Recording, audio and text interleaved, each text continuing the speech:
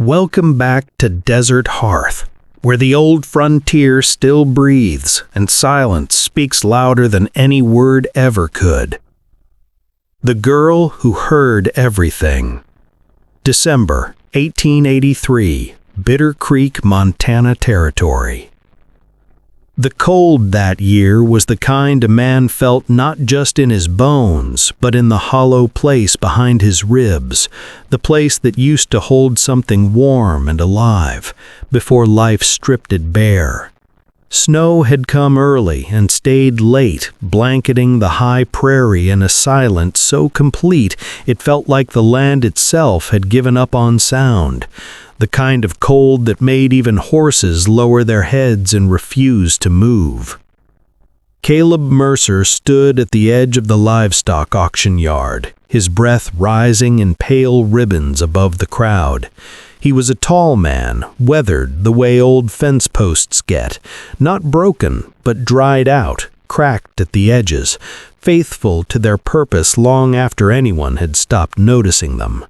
He was 53 years old. He had not laughed in 4 years, not since his wife, Margaret, had been taken by the fever, and his son had ridden east and never ridden back. He had come for a milk cow, maybe a new draft horse, something practical, something that wouldn't ask anything of him beyond labor and feed.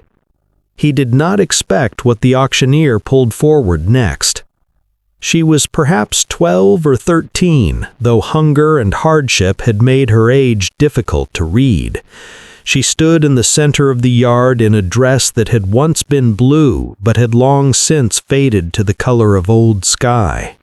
Her feet were wrapped in burlap, her dark hair hung loose around her face, and she did not look at the crowd. She looked at something else entirely. Something none of the men around her could see, her eyes fixed on a point just past the edge of the world.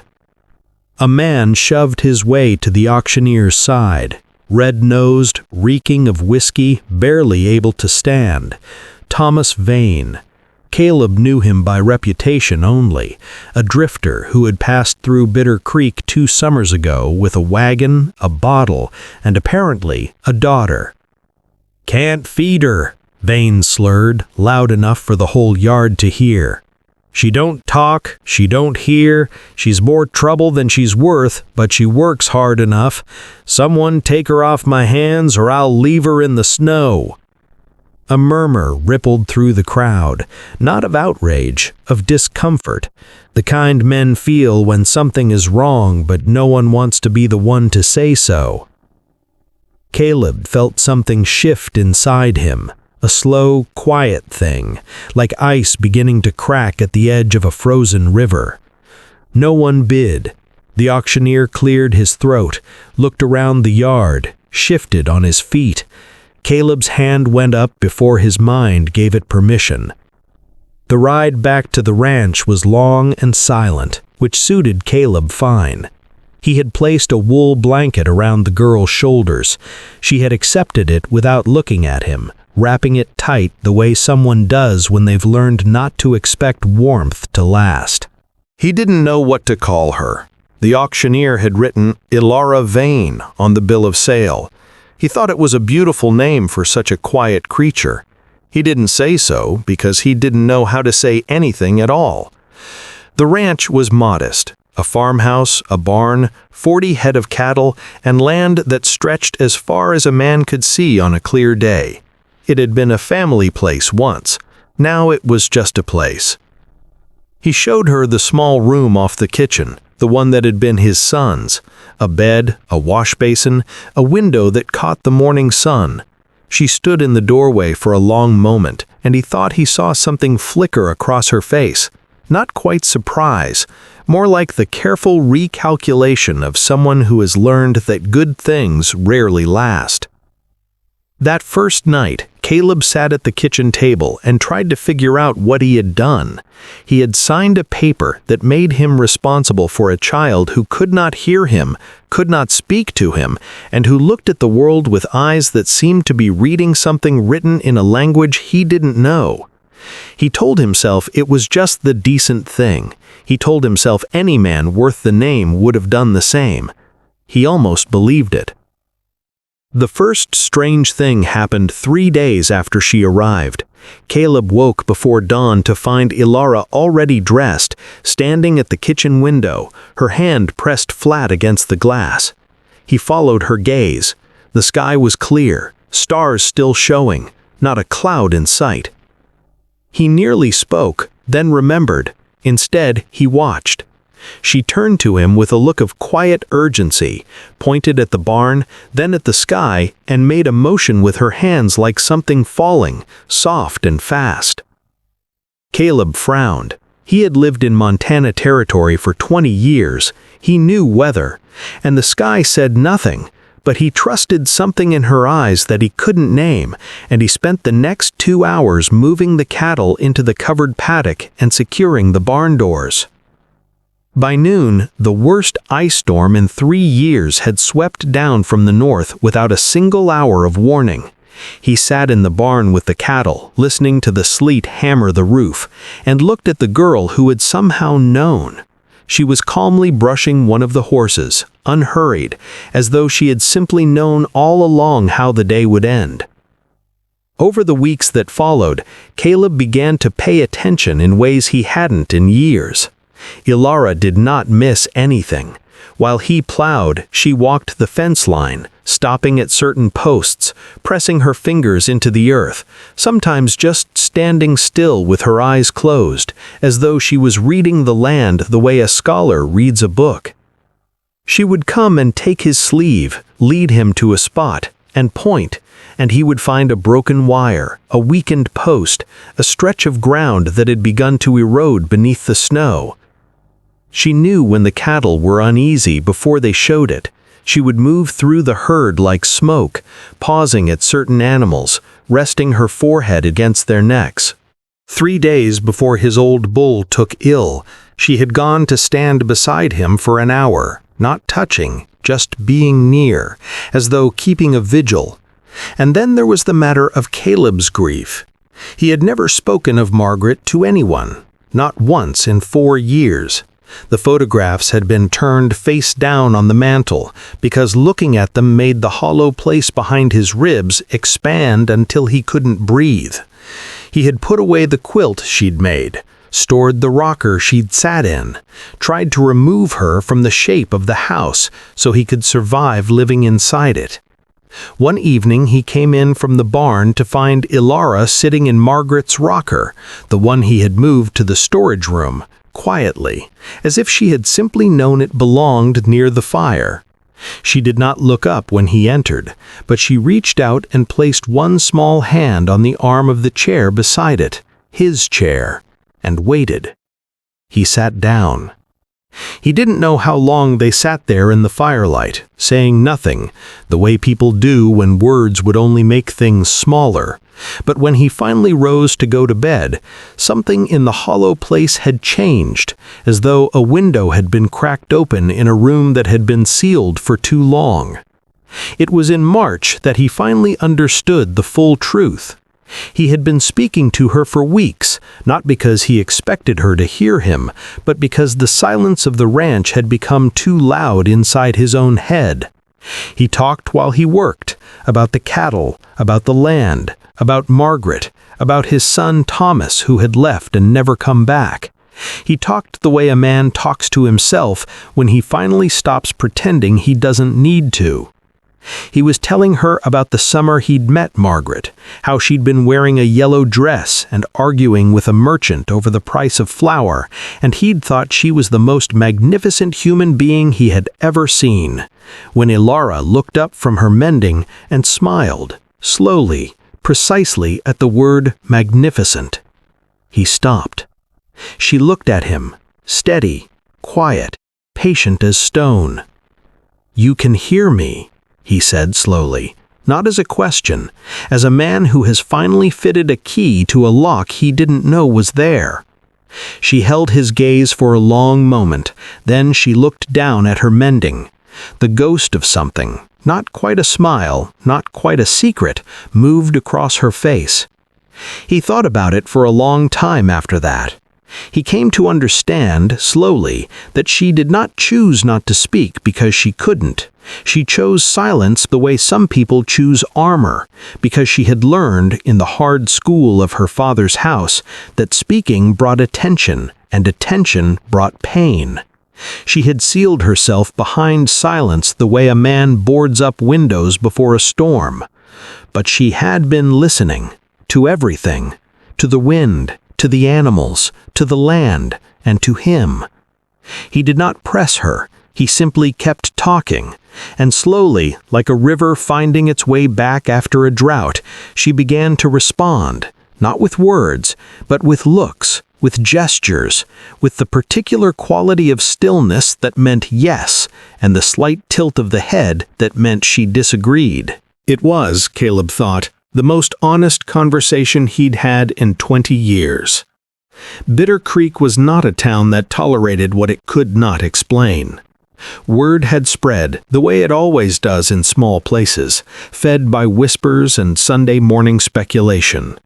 The deaf-mute girl at Mercer's ranch, the one who knew about the ice storm, the one who had walked straight to the Dawson boys' lost calf in a blizzard without anyone telling her where to look.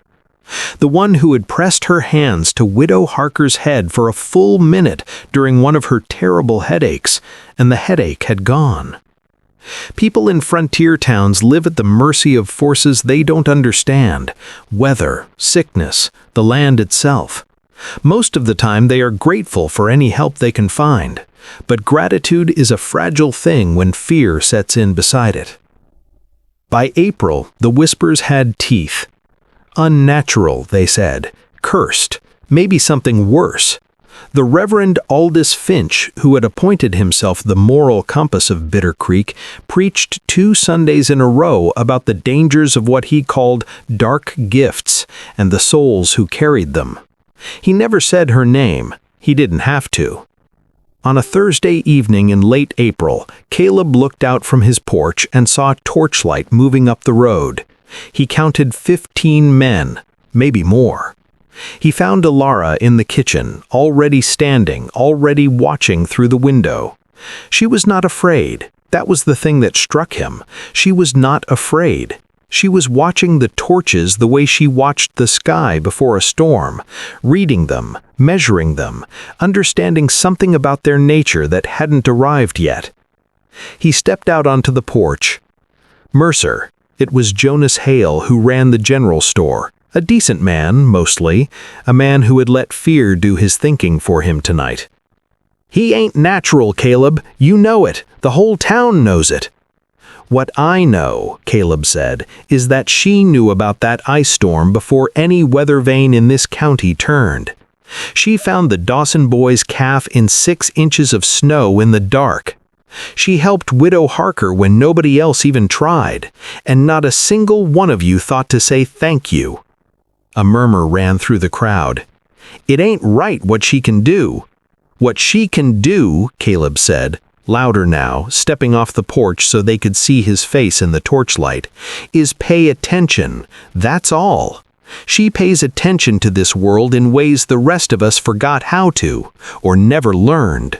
She listens, really listens, and she sees what's coming before the rest of us are willing to look." He let that settle. "Is that what frightens you?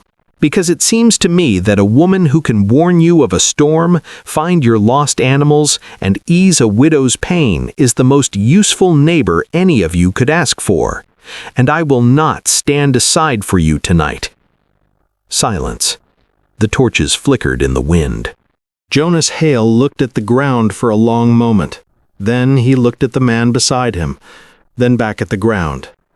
"No one's looking to do harm, Caleb," he finally said, quietly. "Then go home," Caleb said. "All of you." They went. He stood on the porch for a long time after the torches had disappeared back down the road, listening to the wind move through the high grass. After a while he heard the door open behind him and felt a small presence beside him, Ilara, standing there in the dark, looking at the stars. He didn't say anything, neither did she, but she reached out and touched the back of his hand, briefly, just once, the way you touch something you want to make sure is still there. Spring came late to Bitter Creek, but it came. The town did not become welcoming overnight. That is not how human hearts work, and this is not that kind of story. But things shifted, slowly, the way good things always do, by small moments accumulated like snowfall, each one light enough to ignore, all of them together changing the shape of the landscape. Jonas Hale came by in May, hat in hand, to ask Ilara if she could look at his prize mare, who had been off her feed for a week. She spent 20 minutes with the animal and pointed to the horse's left foreleg, a bruise deep in the muscle that the veterinarian, when he came 2 days later, confirmed. Jonas thanked her with a basket of provisions and the particular dignity of a man who is trying to make something right. Widow Harker stopped by with a pie and stayed for 3 hours, talking to Caleb while Ilara sat nearby, listening to everything. The Dawson children, 4 of them between the ages of 7 and 14, began to appear at the fence on Saturday mornings, curious and unafraid the way children often are before the world teaches them otherwise. Ilara would sit with them in the grass and teach them things, how to press their ear to the earth and hear underground water, how to read the clouds, how to tell from the way birds flew whether rain was coming. She never spoke, but the children learned. And Caleb, for the first time in 4 years, began to feel like a man who lived somewhere, rather than a man who simply occupied a space where a life used to be. One evening in June, when the land was warm and the air smelled of sage and distant rain, he came in from the fields to find something that stopped him in the doorway. Ilara had taken Margaret's photographs down from where he had stored them, dusted them carefully, and placed them back on the mantel, face forward. She was standing beside them, looking at Margaret's image with a quiet, respectful attention, the same attention she gave to everything that mattered. Caleb stood in the doorway for a long time. Then, for the first time in 4 years, he smiled. It was small. It was quiet. It was the kind of smile that doesn't announce itself because it doesn't need to. He walked to the mantel and stood beside Ilara, and they looked at Margaret together in the long evening light, and somewhere in the silence between them, something was healed that Caleb had believed was beyond healing. Later, after supper, as the fire burned low and the ranch settled into its nighttime breathing, Ilara looked up at him from across the table. She had been reading. She was a voracious reader, he had discovered, moving through books the way some people move through water, naturally and completely. She looked at him for a long moment. Then she opened her mouth, and she spoke. One word, low and careful, as though it had been waiting a long time to come out into the air. Papa. Caleb did not speak. He could not for a long moment. He reached across the table and placed his rough, weathered hand over her small one. Outside, the Montana sky was full of stars, more stars than any man deserves on one night, blazing and silent and indifferent the way the universe often is. But here, inside this small ranch house at the edge of a frontier town, 2 people who had both been hollowed out by loss had found, without planning it, without even fully understanding it, that they had filled each other's empty places. Sometimes that is how it happens, not with ceremony, not with announcement, just one quiet word offered across a kitchen table at the end of a long day in the place that had finally become, for both of them, home. Ilara Mercer, she took his name the following spring, legally and formally, never fully gave up her silence. She wore it still, the way some people wear a scar, not with shame, but as a record of what they have survived. But she spoke more as the years passed, in her own time, in her own way. She became, in time, the person Bitter Creek turned to when the weather was uncertain, when animals were sick, when children were frightened or lost. She became the quiet center of a community that had once tried to drive her out with torches, which is perhaps the most human story of all, that we so often reject what we need most until someone stands in the road and refuses to let us. Caleb lived to be 81. He died on a September morning with the windows open and the smell of sage in the air, with Ilara's hand in his. They said he was smiling. They said she sat with him for a long time after, in the silence they had always shared, reading something in the air that only she could see. Then she rose, walked to the window, and looked out at the land. And she was, those who saw her said, at peace. Sometimes the quietest hearts hear the loudest truths, and sometimes all it takes is one person willing to stand in the road and listen. If this story moved something in your heart, you are exactly who Desert Hearth was made for. Subscribe to Desert Hearth, where every story is told slowly, honestly, and with all the heart it deserves. Ring the bell so you never miss a story. Share this with someone who needs a reminder that kindness still lives in this world. We'll see you next time right here at Desert Hearth.